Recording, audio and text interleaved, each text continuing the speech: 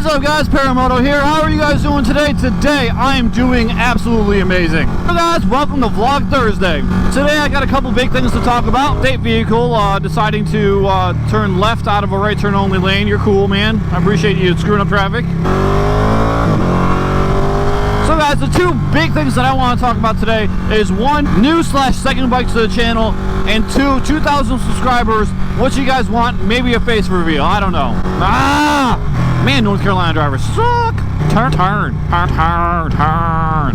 So guys, I've been hitting a little bit over the last month or so that I've been thinking about getting a second bike for the channel, or stepping up on the Panigale 959 and going to the V2 or V4. No decisions are going to be made about the future of this bike until I am like literally debt free. So as far as my calculations put it, I have enough money to basically pay off almost the whole bike, besides for about $1,700. So the day of paying off this bike is rapidly approaching, and when I pay off this bike, I would really like to consider getting a second bike for the channel. I've been thinking quite a bit about this. What kind of bike do I want? Do I want to step up to a V2? Do I want to step up to a V4? It is a hard choice. The first choice I think that we have to make is whether or not we need to step up from the 959 to a V2. That's probably the most cost-effective, besides for just keeping the 959, that's the most cost-effective choice that we have.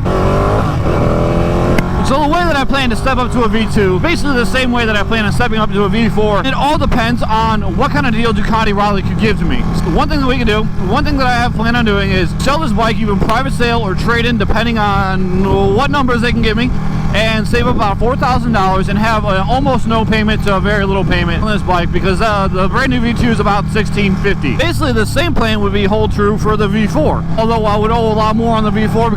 Now, I kind of thought long and hard about new sport bikes, additional sport bikes, what we should do. I mean, I even thought about getting like an R6 or a 636 to get back down into that 600cc category where there's a lot of people that want to watch that content and whatnot. And honestly, the bikes that I think I have narrowed down for a second bike on the channel have got to do something different for me. And what I'm thinking about doing is I want to start road tripping. And like I said, you can road trip on a Panigale, you really can. It all comes down to your own personal determination and how much drive you have as a person to really just be in pain but push through it and be a better person at the end, kind of.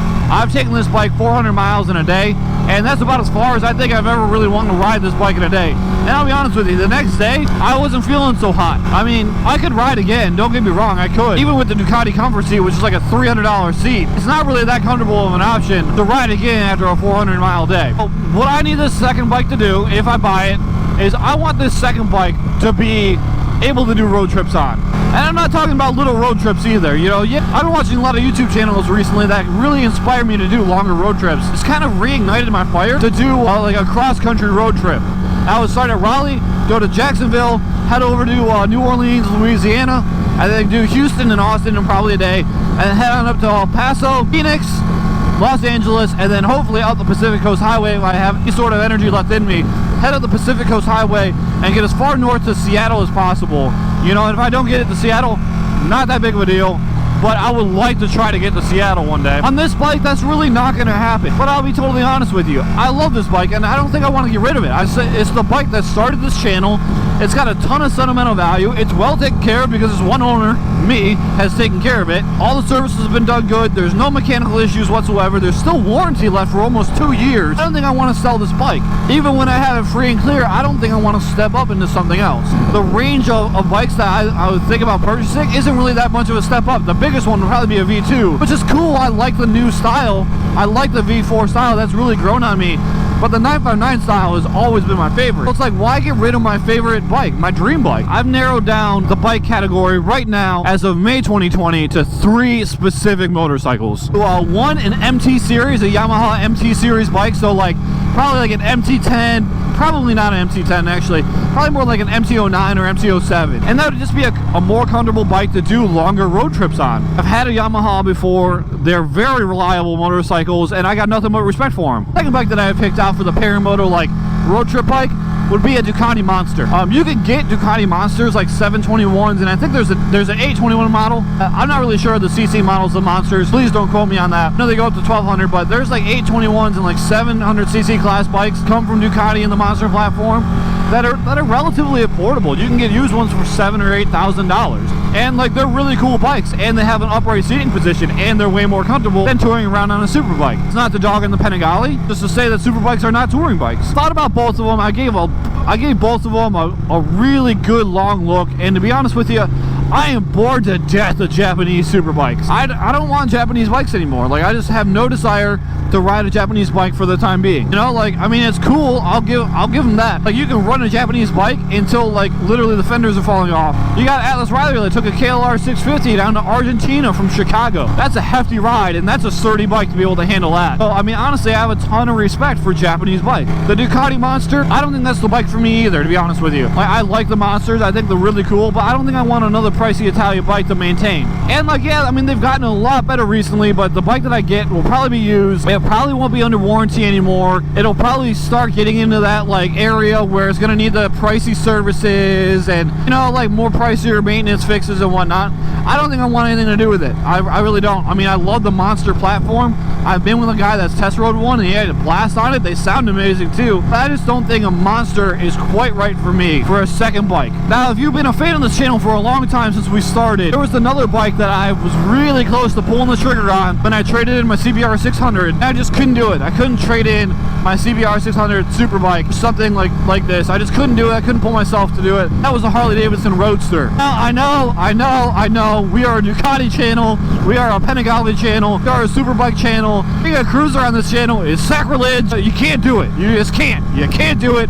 Hard cut off. No. I'll be honest with you. I really almost did buy a Harley Davidson Roadster. It's like the least Harley Davidson you really could buy for reasonable money, to be honest with you. I really don't want to mess up the fact that we're a sport bike channel, and all you all beautiful people love super bikes and sport bikes and Ducatis and Panigales. Like, I'm passionate about all those things too. What other major city is there going to be a herd of moo cows literally 1 minute away from downtown?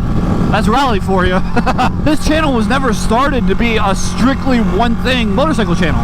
Like, yeah, I mean, I love my Panigale, and this is going to be like the flagship bike for the channel for some time. But I've always wanted to just promote motorcycling and motorcycle riding and moto vlogging because I love it so much. Yeah, I mean, I've had my thoughts about Harleys in the past, about how I would never own one, but I got this close, like literally this close to buying a Roadster. Yeah, so I almost bought a Roadster, and the reason why I almost bought a Roadster is that prior to me riding super bikes, I was all about the road trips. Like, I was all about them, man. Like, oh man, I took my Ninja 300 from Cleveland to New York City, spent a weekend riding around New York City, having a blast, and then like literally a week later, I needed to get back out on the road again, so I went from Cleveland to Washington, D.C. You couldn't shake me off that bike. Like, it was like a dude, like you're trying to get money out of. You hold me upside down and like shake out the money. You know, like that's how it was, you know, like I couldn't get off of motorcycles. And once I stepped into super bikes, the road trips really stopped. Like, I would go around town all day long. I'd ride 80 to 100 miles a day fairly regularly on a super bike, but I wouldn't road trip anymore. And that's something that I really wanted to start doing again. I'm dying to go on road trips, especially that dream road trip that I just talked about.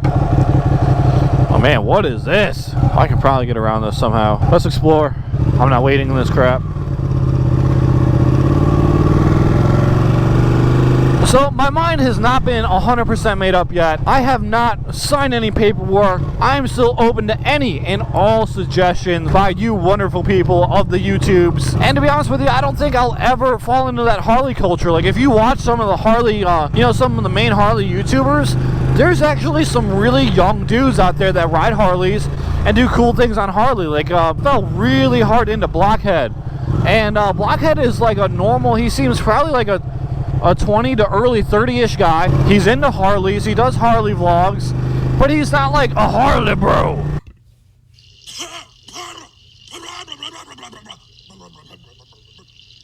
You know, it's not like a guy that's out here wearing land pirate stuff and like literally just making every rider look bad. That's not what he's about. He just promotes chill riding, doing cool things on motorcycles, and everything like that, and it's just like I got so much respect for him. What is going on here?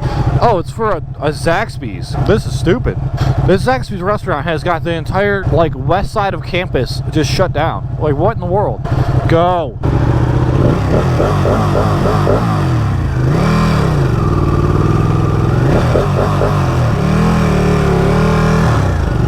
Oh my god. Like I was saying, guys, I've been watching an absolutely ton of videos from a guy named Blockhead, and also Redbeard, the Kilted Rider. Basically, what I think is a small YouTube gem. Like, he doesn't have a ton of subscribers, Redbeard doesn't, but he's gone on some epic rides, and it's just amazing to watch. I don't know how he doesn't have 1 million subscribers, but he does it. Go check him out. I'll throw a link in the description below. But I've been really inspired by Blockhead and his channel, because Blockhead started his channel on a Harley Davidson Iron 883. He's basically branched out to every kind of motorcycle that there is. Like, he has sport bikes on his channel, he has Groms on his channel. And I'm really inspired by that, just general, I'm a motorcycle channel. Like, I'm a motovlog channel. We do cool things with motorcycles, not particularly sport bikes, not particularly Harleys. We just enjoy two wheels here, you know? And I have a ton of respect for that. That's something that I would really like to bring to this channel, is just, honestly, chill and just ride different bikes and just introduce different things. And I would love to take super long road trips and then make that a thing. Like, oh, today I'm gonna go tour Florida because I got a week off and I need to, you know, burn some time. You know, that's something that I would really like to do. And then like do some like moto camping where like literally you only use the things that you bring besides for like gas and a little bit of food you buy along the way, and you're camping on the side of the road. That's something that I would love to do. And I got kind of convinced to buy a dual sport last year. It really wasn't for me, you know? My heart was never in it. I never even checked the tire pressures on that bike. I never even gave that bike an oil change, even though I owned it for a full year. And it's just, it wasn't for me. I didn't really like it. Once I almost got shot for accidentally trespassing on somebody's land, it kind of got turned off. You know, my dual sport days, I think, were numbered at that point. Those are the thoughts and opinions. I'll be honest with you guys, I'm not going to fall into the Harley culture. In fact, I was kind of at a Harley dealer probably 2 days ago, and I was just kind of riding around, and I saw that they were having a used bike deal. I'm like, you know what, I'm going to stop into this Harley dealer. Like, all these Harley riders were all lined up like Santa's reindeer, just like 2 and 2 and 2 and 2 and 2. There's probably 30 bikes in the parking lot. They all looked at me like they were like the most badass people to ever overpay for a motorcycle. And it's just like, nah, dude, no, I'm not getting into that. I'm not going to be this Harley culture guy. I'm not Mr. Land Pirate. You know, I'm just gonna this bike and just be like a cool owner on a Harley. You know, really, that's really what I want to do.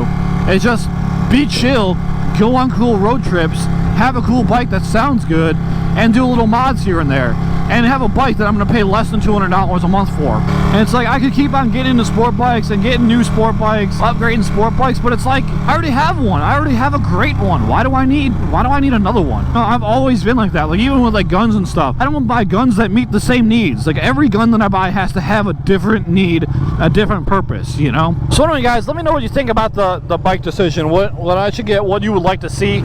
I'm all ears. I'm taking opinions and thoughts and hearts and minds into consideration. So guys, that's it for the talk on the second bike. The second topic that I have, if you guys are still watching, please make sure to give me a like and a comment down below. Outro squad over here, almost. But the second topic that I want to talk about is what do you guys want to see for 2,000 subscribers? As of today, we're inching very close to 1,700. It'll only be a matter of time before we get to 2,000 subscribers.